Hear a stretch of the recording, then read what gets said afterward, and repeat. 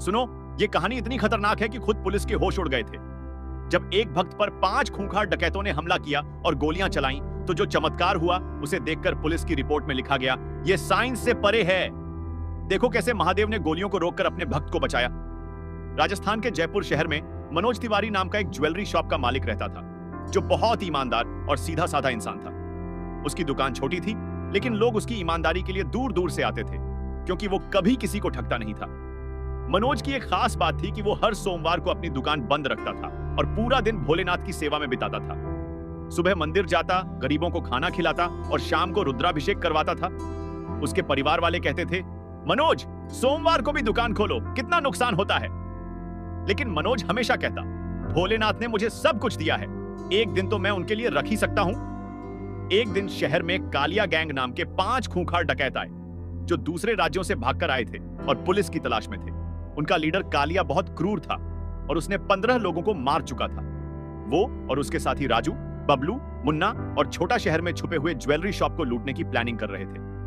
उन्होंने मनोज की दुकान पर नजर रखी और देखा कि मनोज शाम को अकेले ही दुकान बंद करके पैसे बैंक में जमा करने जाता है। कालिया ने कहा, ये बढ़िया टारगेट है, इसके पास कम से कम 10 लाख रुपए होंगे, हम आज रात इसे लूट लेंगे। 22 नवंबर की शाम को मनोज अपनी दुकान बंद करके बैग में पैसे लेकर बैंक जाने के लिए निकला। रास्ते में एक शिव मंदिर आता था, जहां वो हमेशा रुककर माथा टेकता था।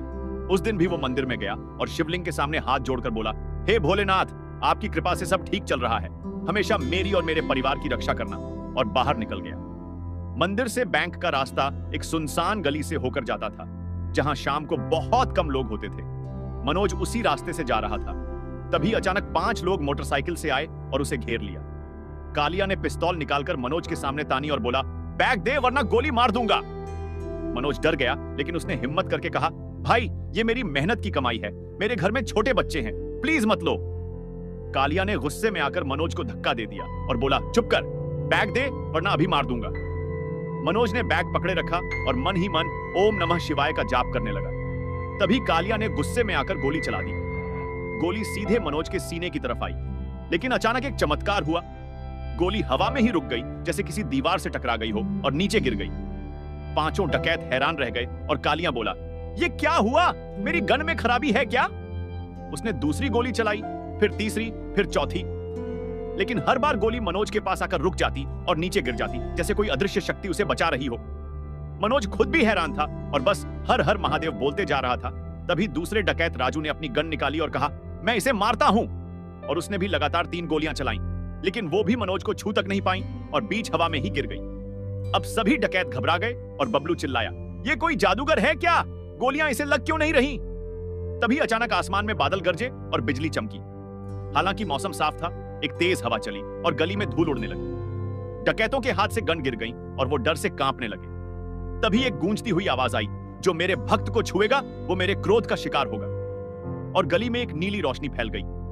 डकैतों ने देखा कि मनोज के चारों तरफ एक दिव्य प्रकाश का घेरा बन गया है, जैसे कोई सुरक्षा कवच हो, और उस रोशनी में एक विशाल आकृति दिखी जिसके हाथ में त्रिशूल था।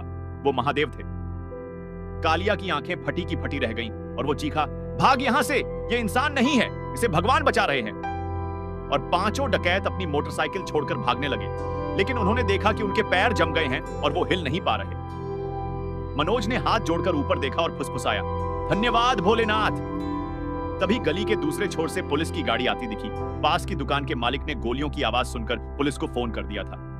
इंस्पेक्टर विक्रम सिंह और उनकी टीम जब वहां पहुंची तो उन्होंने देखा कि 5 डकैत जमीन पर बैठे हैं और कांप रहे हैं। उनकी गन्स गिरी हुई है और मनोज सुरक्षित खड़ा है। इंस्पेक्टर ने तुरंत डकैतों को पकड़ लिया और मनोज से पूछा, क्या हुआ यहाँ, तुम ठीक तो हो? मनोज ने पूरी घटना बताई तो इंस्पेक्टर विश्वास नहीं कर पाया। उसने कहा, तुम कह रहे हो कि इन्होंने तुम पर 7 से 8 गोलियां चलाई और एक भी नहीं लगी? मनोज ने कहा, जी सर, महादेव ने मुझे बचाया। इंस्पेक्टर ने जमीन पर पड़ी गोलियां उठाई और गिनी, कुल 8 गोलियां थीं। फिर उसने मनोज के कपड़े और शरीर चेक किया, लेकिन कहीं कोई खरोंच तक नहीं थी। पुलिस टीम भी हैरान थी कि इतनी गोलियां इतने पास से चलाई गईं, लेकिन एक भी नहीं लगी। कालिया से जब पूछताछ की गई तो वो रोते हुए बोला, साहब, मैंने खुद अपनी आंखों से देखा, गोलियां उसके पास जाकर रुक जाती थीं और फिर एक नीली रोशनी आई और एक भगवान जैसी आकृति दिखी। मुझे माफ कर दीजिए, मैं बहुत पाप कर चुका हूं। बाकी 4 डकैत भी यही बात कह रहे थे और सब डर से कांप रहे थे। राजू ने कहा, साहब, हमने 15 लोगों को लूटा है, 5 को मारा भी है, लेकिन आज जो हुआ वो हमारी समझ से बाहर है। ये इंसान नहीं है, इसके पास भगवान की शक्ति है। इंस्पेक्टर विक्रम सिंह ने फॉरेंसिक टीम को बुलाया और पूरी जगह की जांच करवाई। फॉरेंसिक एक्सपर्ट ने गन्स चेक की। दोनों गन बिल्कुल सही थी, कोई खराबी नहीं थी। गोलियां भी असली थी और फायर हुई थी क्योंकि उनमें गन पाउडर के निशान थे। एक्सपर्ट ने कहा, सर ये बहुत अजीब है, गन्स सही हैं, गोलियां फायर हुई हैं, लेकिन विक्टिम पर कोई असर नहीं है। साइंटिफिकली ये पॉसिबल नहीं है कि इतनी पास से चलाई गई गोलियां मिस हो जाएं। पुलिस ने पूरी घटना की रिपोर्ट लिखी और इंस्पेक्टर ने अपनी रिपोर्ट में लिखा, this incident is beyond scientific explanation. Victim Manoj Tiwari को किसी डिवाइन पावर ने बचाया है। खबर जब अखबारों और न्यूज चैनलों पर आई तो पूरे शहर में सनसनी फैल गई। महादेव के भक्त को चमत्कारी तरीके से बचाया गया। 8 गोलियां चली लेकिन एक भी नहीं लगी। लोग मनोज के घर आने लगे और कहने लगे, आप बहुत भाग्यशाली हो। मनोज ने सबसे पहले उसी शिव मंदिर में जाकर महादेव का धन्यवाद किया जहां से वो आया था। उसने रुद्राभिषेक करवाया और गरीबों को भोजन कराया। पंडित जी ने कहा, बेटा तुम्हारी सच्ची भक्ति ने भोलेनाथ को तुम्हारी रक्षा के लिए मजबूर कर दिया। जो 8 गोलियां थीं उन्हें एविडेंस के तौर पर रखा, लेकिन बाद में मनोज को दे दिया। मनोज ने उन गोलियों को एक फ्रेम में लगाया और अपनी दुकान में टांग दिया, जिसके नीचे लिखा, महादेव की कृपा से बची जान। और वो हर ग्राहक को अपनी कहानी सुनाता। कालिया और उसके साथियों को जेल हो गई, लेकिन जेल में भी वो लोग बदल गए। कालिया ने जेल में ही शिव भक्ति शुरू कर दी और कहने लगा, मैंने बहुत पाप किए, लेकिन उस दिन महादेव ने मुझे दिखा दिया कि उनकी शक्ति सबसे बड़ी है। अब मैं अपनी बाकी जिंदगी उनकी सेवा में बिताऊंगा। तो दोस्तों, ये थी पुलिस को भी हैरान कर देने वाली महादेव के चमत्कार की सच्ची कहानी। अगर आपको ये कहानी पसंद आई हो तो वीडियो को लाइक करें, चैनल को सब्सक्राइब करें और घंटी दबाएं ताकि ऐसी और चमत्कारी कहानियां आप तक पहुंचती रहें।